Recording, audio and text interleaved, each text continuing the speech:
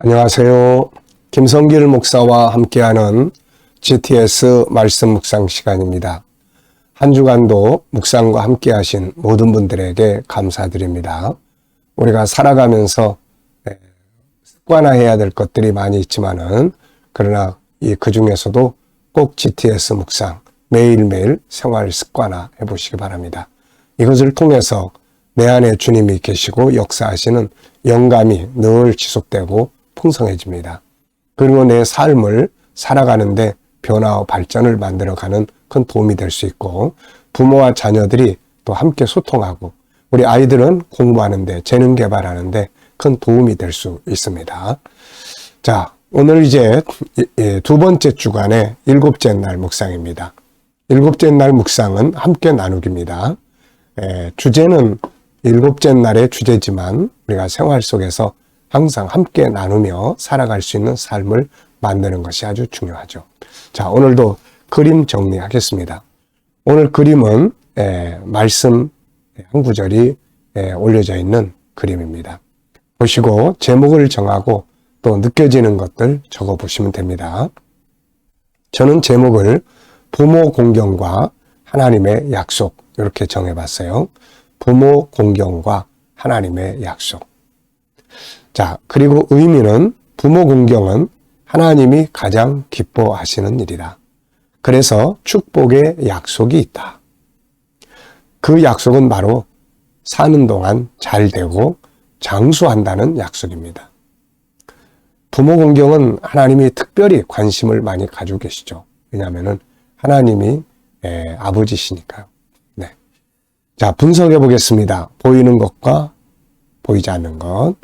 자, 보이는 부분은 우선 출애굽기 20장 12절의 말씀이 있고요. 그리고 카네이션이 있습니다. 그리고 그 카네이션을 쌀 때 함께하는 이 하얀 꽃들이 있어요. 그리고 바탕색, 그리고 저작자의 그 단체 파랑새의 정원이라는 이름이 있습니다. 자, 보이지 않는 부분에는 일단은 부모 공경, 부모님들의 모습, 또 공경하는 의미, 그리고 하나님, 천국, 그리고 이것이 실현되는 그런 현장이 있습니다. 자, 그리고 하나님이 이 말씀을 주신 이유들이 또 있겠죠. 이 말씀을 주신 이유가 또 뭔지. 네. 자, 세 번째입니다. 그림에서 가장 중요한 것은 무엇인가요?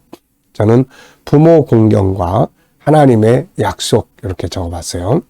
여러분들도 이거 보시면서 중요한 것이 뭔지 하나씩 생각해 보시기 바랍니다. 우리가 이 중요한 것을 잘 찾는 훈련이 생활 속에서 이루어지면 삶을 훨씬 더 아름답게 잘 살 수 있습니다. 오늘 하루도 내가 해야 될 오늘 하루의 일과 중에 가장 중요한 게 무엇인지 한번 생각해 보십시오. 오늘은 아무래도 주일이기 때문에 주일날 해야 될 제일 중요한 일은 뭘까요? 바로 하나님 앞에 예배드리는 일이 될 겁니다. 또 예배를 드릴 때 제일 중요한 자세는 뭘까요? 마음을 다하고 성품을 다하는 진심된 예배가 아닐까 싶습니다. 자, 이렇게 우리가 중요한 것을 찾으면 훨씬 더 잘 준비할 수 있고 또 알차게 살아갈 수 있습니다. 자, 네 번째는 연상법 훈련입니다. 이 그림 보시면서 자, 눈 감으시고 한번 떠올려 보세요. 우선 출애굽기 20장 12절 부모 공경하라. 그러면 잘 되고 장수한다는 약속. 그리고 카네이션, 그리고 옆에 둘러싼 하얀 꽃들. 밑에는 이 저작자의 그런 단체 이름, 그리고 바탕 색깔이 있습니다. 네. 자, 그리고 이제 이 그림과 관계된, 연관된 또 말씀, 또 여러분들의 경험, 사건, 이런 것들이 있으면은 적어보시면 돼요. 저는 이제 잠언 23장 24절로 26절, 본문 말씀이죠. 에베소 6장 1절로 4절, 부모 공경에 관한 말씀입니다. 또 여러분들도 한번 이 말씀을 이 그림을 보시면서 생각나는 말씀들이 있으면 적어 보시기 바랍니다. 그리고 부모 공경과 관계된 또 사건이나 현장이나 있으면 또 적어보시면 되겠어요. 자, 다섯 번째는 상상력 키우기입니다. 이 그림을 가운데 두시고 앞에는 어떤 그림을 그리면 좋을까요? 저는 시내산에서 하나님께서 모세에게 이 말씀을 주셨던 시내산의 장면을 그려볼 것 같아요. 그리고 현재, 그 다음에는 룻기서를 한번 그려볼 것 같아요. 룻과 시어머니 나오미의 관계를 그려볼 것 같습니다. 부모 공경 잘해서 땅에서 복을 받은 사람이 바로 이 룻이라는 여인이죠. 자, 미래를 어떻게 살고 싶은가요? 그렇다면 지금 무엇을 해야 할까요?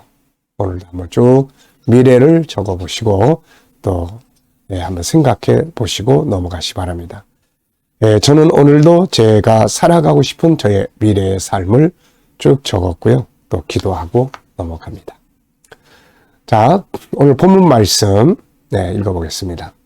잠언 23장 24절 25절 26절 의인의 아비는 크게 즐거울 것이요 지혜로운 자식을 낳은 자는 그로 말미암아 즐거울 것이니라. 내 부모를 즐겁게 하며 너를 낳은 어미를 기쁘게 하라. 내 아들아 내 마음을 내게 주며 내 눈으로 내 길을 즐거워할지어다. 자녀들아 주 안에서 너희 부모에게 순종하라. 이것이 옳으니라. 내 아버지와 어머니를 공경하라. 이것은 약속이 있는 첫 계명이니 이로써 네가 잘되고 땅에서 장수하리라. 또 아비들아 너희 자녀를 노엽게 하지 말고 오직 주의 교훈과 훈계로 양육하라. 아멘. 자, 감사한 일 세 가지 또 적어보시기 바랍니다. 어제 감사한 일들 무엇이 있는지 한번 쭉 적어보시고요. 저는 특별히 며칠 전에 전도 부탁을 받고 전도했던 분이 가서 전도를 했는데 이분이 이제 3일 뒤에 돌아가셨어요. 그래서 장례를 지금 우리 교회에서 저하고 우리 이 목사님이 담당을 해주고 있습니다. 그래서 그 장례식장에 갔는데 부모들이 그렇게 고마워하고 이 부모들이 옛날에 믿음을 가졌던 분들이세요. 그래서 아마 이번 기회를 통해서 그 가족들이 다시 이렇게 신앙생활을 할 수 있는 계기가 되지 않을까 이런 생각이 듭니다. 그래서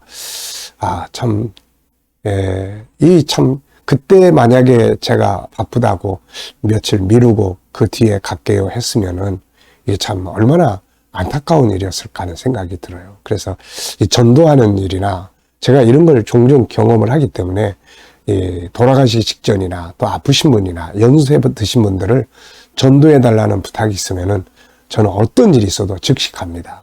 왜냐하면 이렇게 시간을 놓쳐버리면 안 되잖아요, 이게.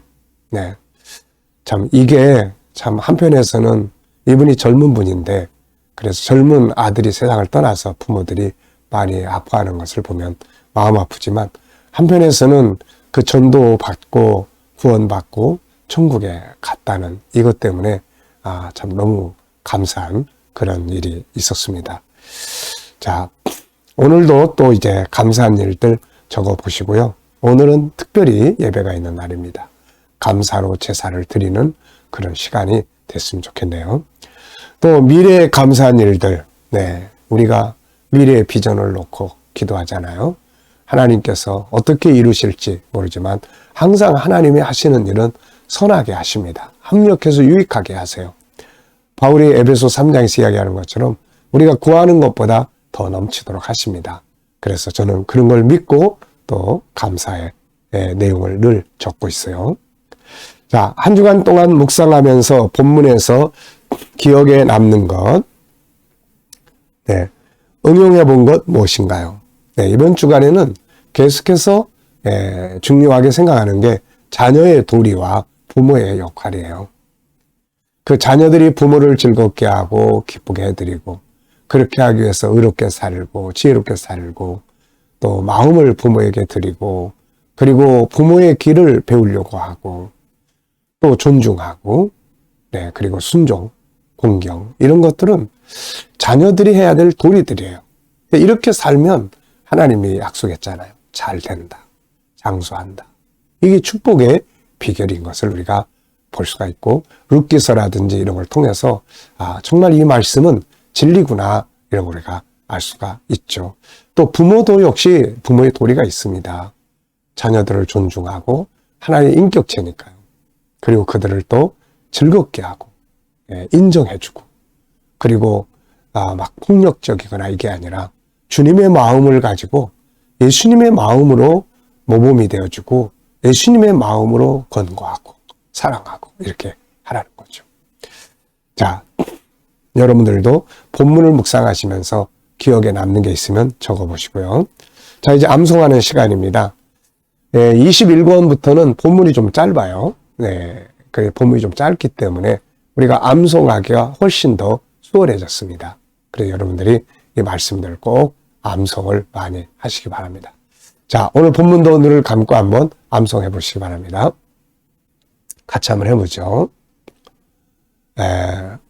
의인의 아비는 즐거울 것이고 지혜로운 자를 낳은 자는 그로 말미암아 즐거울 것이니라. 내 부모를 즐겁게 하며 너를 낳은 내 어미를 기쁘게 하라. 내 아들아 내 마음을 내게 주며 내 눈으로 내 길을 즐거워할지니라. 자녀들아 주 안에서 내 부모에게 순종하라. 이것이 옳으니라. 내 아비와 어미를 공경하라. 이것이 약속이 있는 첫 계명이니 네가 땅에서 잘되고 장수하리라. 아비들아 내 자녀를 노엽게 하지 말고 주의 교훈과 훈계로 양육할지니라. 아멘. 자, 7가지 주제 사용한 거 있으면 적어보십시오. 저는 7가지 주제를 이렇게 활용합니다. 매일 아침마다 일단 묵상을 해요. 7가지 주제 전체를. 그리고 그 중에서 활용할 것들을 생각을 해봅니다. 그러면 사용하는 것들이 굉장히 많아요.